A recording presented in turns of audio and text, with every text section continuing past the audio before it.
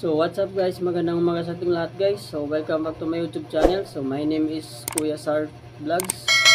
So for today's videos guys, ituturo ko sa inyo guys kung paano magpalit ng password sa ating Google account.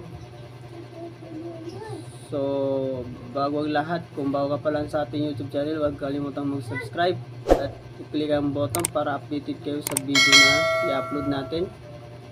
So after that, start na tayo. So after that guys, punta tayo sa ating Gmail. So tap natin tong Gmail. Ayan.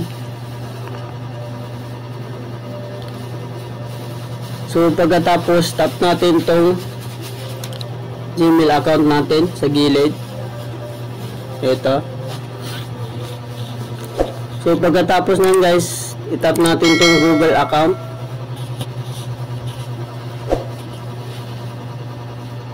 Yan. So pagkatapos yan guys, hanapin nyo yung security. Ayan. So dito, password large change. Tap natin yan.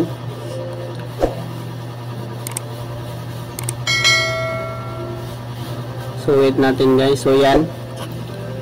So pagkatapos tap natin to yung yung ano natin. Halimbawa, kung hindi mo alam yung password mo guys, halimbawa ganito. Ayan, tapos next natin. So hindi nga natin ma-open yung ating Google account or Gmail. So kung may solution dyan guys para maano natin. So magpalit tayo ng password. So paano nga ba magpalit ng password? So itap mo tong forgot password sa baba. Hindi lalabas na yung ano. Ito. Tapos continue natin. Ayan. Ayan. So dito guys, magpapalit ka ng bago mong password guys, para hindi ma-hack yung ano mo, account mo sa Gmail or Google account. So maghanap ka ng password na ipapalit mo na password guys. So ito sa akin.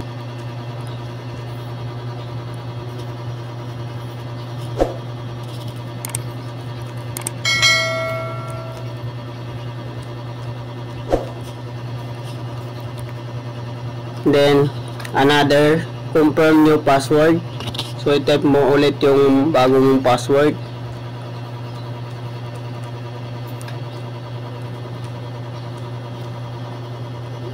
Ayan. So pagkatapos nyan guys, change password na guys. So i-tap mo tong change password. Then click ulit. So ayan, get started. Ayan, so napalitan ng ang ating Gmail account or Google account. So kung nagustuhan mo itong video guys, huwag kalimutang mag-subscribe at isira ang video na to guys para mapanood ng iba at matutunan din ng iba guys. So huwag rin kalimutan i-like ang video na to guys. Maraming salamat. Thank you all for watching this here.